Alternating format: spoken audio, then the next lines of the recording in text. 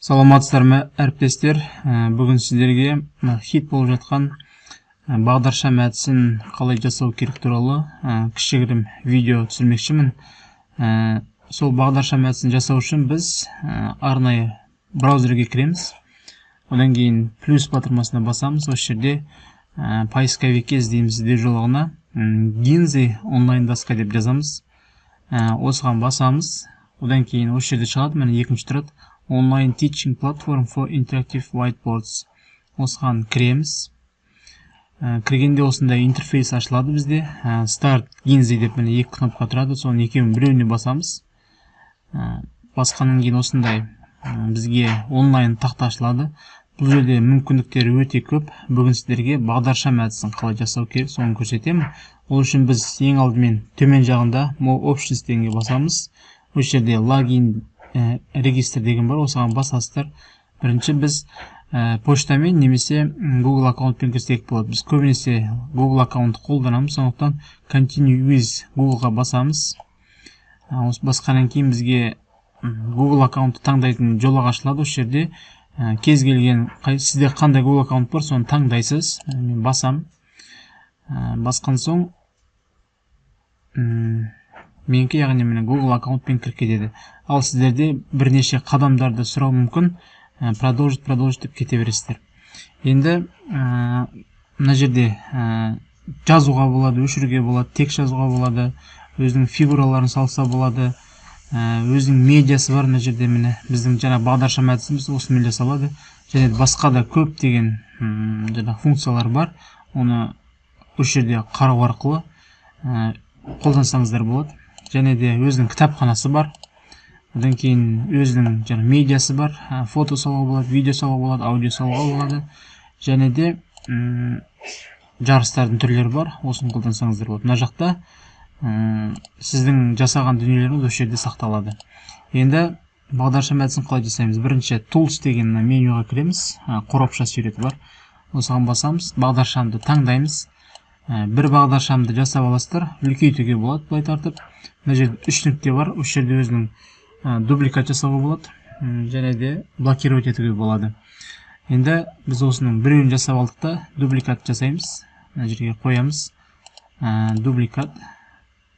Осы жұмыста мен 5-еуін қолданайын. Бұны кішірейтіп, барлық оқушылардың санына жасай беруге болады. 5-сін шығарайын. Одан кейін бұны біз блокировать етіп қойымыз керек. Ары-бері қозғалып кетпеу үшін немесе басқа да әрекеттер жасамау үшін. Ол үшін 3 нүктеге басамыз. Лог. 3 нүктеге басамыз. Лог. Яғни лог дегеніміз жаңағы құлыптап тастау. Осыған бастық. Одан кейін жоғары жағына текст деген батырман алып, оқушының аты жөнін жазып қоясыздар. Бір рет бассақ, оқушының аты жөнін жазсақ болады. Одан кейін мына жерде ерекшелеп алып, әртүрлі түстер берсек болады. Немесе көлемін үлкейтсек, немесе кішірейтсек болады. Ол жұмыстарды жаңағы шұқылау арқылы тауып аласыздар. Келесі мынаны, яғни 5 оқушыға дубликатын жасап аламыз.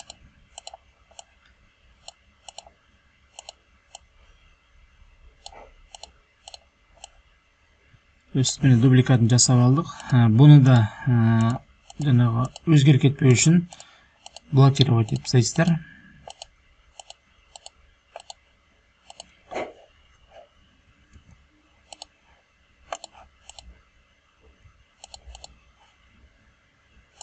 Блокировать еткен кезде біз бұған ешқандай әрекет жасай алмаймыз.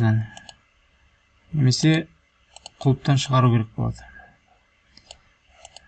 Қайтадан құлыптап қоямын.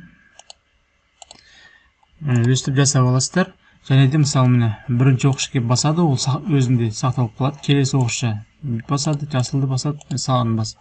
Яғни өстіп жұмыстары әрбір оқушынікі жеке-жеке көрініп тұрады. Кім қандай жаңағы түсті таңдады деген сияқты.